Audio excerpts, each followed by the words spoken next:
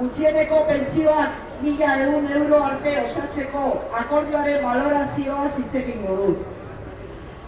Como sabéis, en Navarra, en el marco del acuerdo presupuestario de 2026, en el debate presupuestario de 2026 ha habido un acuerdo entre el Gobierno de Navarra y H. Bildu para complementar las pensiones mínimas hasta 1.100 euros en 14 pagas.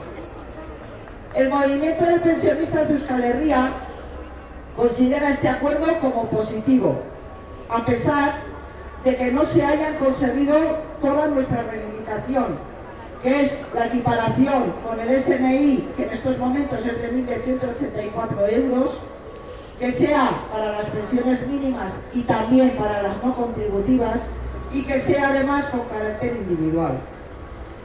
Nafarroko gobernuaren eta EH Bilduren arteko akordioaren bidez lortutakoa ez da Euskal Herriko pentsiodune mugimenduak eskatzen duguna. Baina urratsa da, urrats positiboa, eta horrela baloratzen dugu. Positiboa gutxieneko pentsioak handitu direlako, langile arteko gutxieneko soldatara hurbilduz. Baina bereziki positibo baloratzen dugu egiaztatu delako posible dela gutxieneko pentsioak osatzea.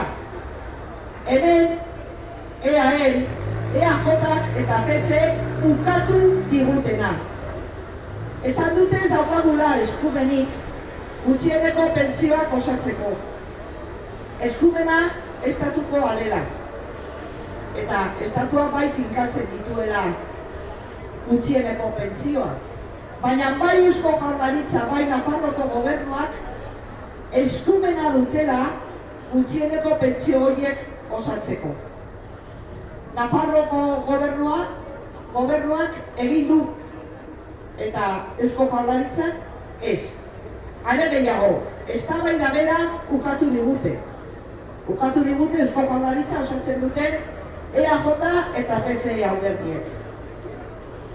Decía que es un acuerdo positivo porque se mejora la situación de las personas que cobran las pensiones por debajo de esos 1.100 euros y que, como muchas veces hemos señalado, esas personas en su gran mayoría son mujeres.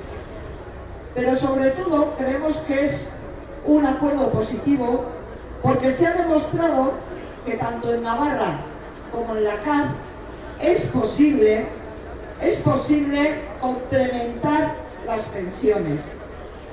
En definitiva, se ha demostrado que lo que decía el informe del gobierno vasco de que no había competencias aquí para complementar las pensiones es mentira.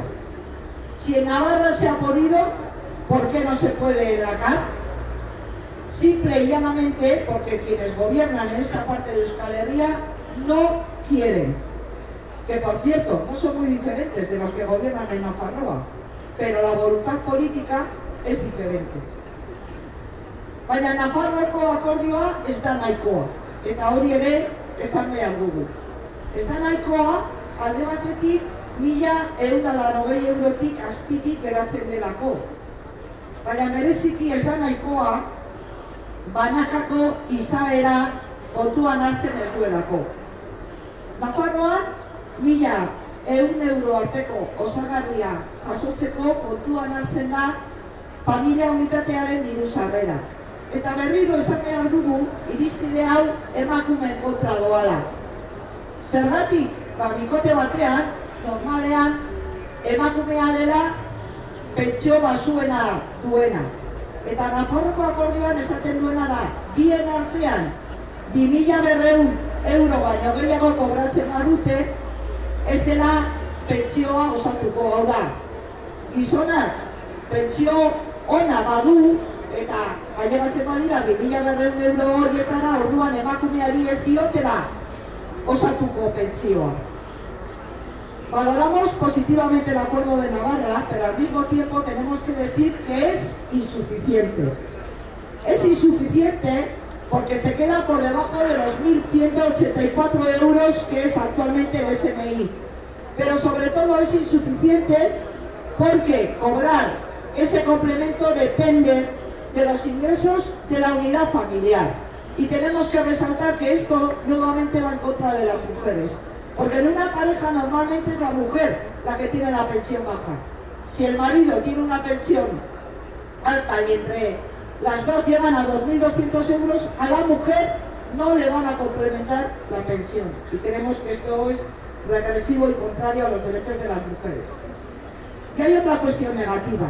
No están incluidas las pensiones no contributivas. Y aquí de nuevo nos encontramos con que las mujeres son la mayoría entre quienes cobran las pensiones no contributivas, precisamente porque las mujeres son las que se han dedicado a las tareas de cuidado.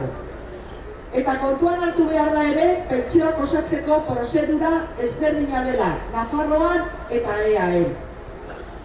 Hemen, herri ekimen legegilea proposatu duguna izan da osagarri bat sortzea.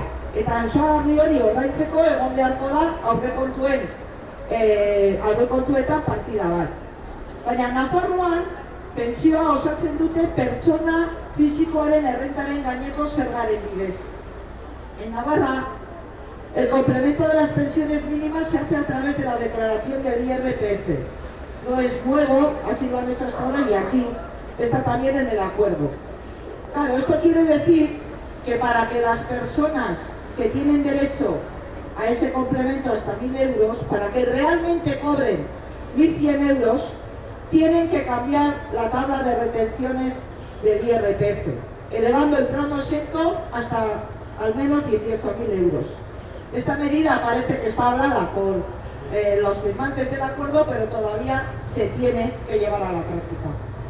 Beraz, Nafarroako akordioa ospatzen dugu, baina argi dago, bai EAE eta bai Nafarroan borrokan jarraitu beharko dugula gutxieneko pentsioak, kotizazio pekoak barne, kotizazio pekoak ez direnak barne, lanbide arteko gutxieneko soldatarekin parekatu arte eta banakako eskubide bezala aitortua. Edozein kasutan, Nafarroko akordioak egiaztatu digu posible dela. Eta borrokatuz gure aldarrikapen osoa lortuko dugula. Animo eta JK!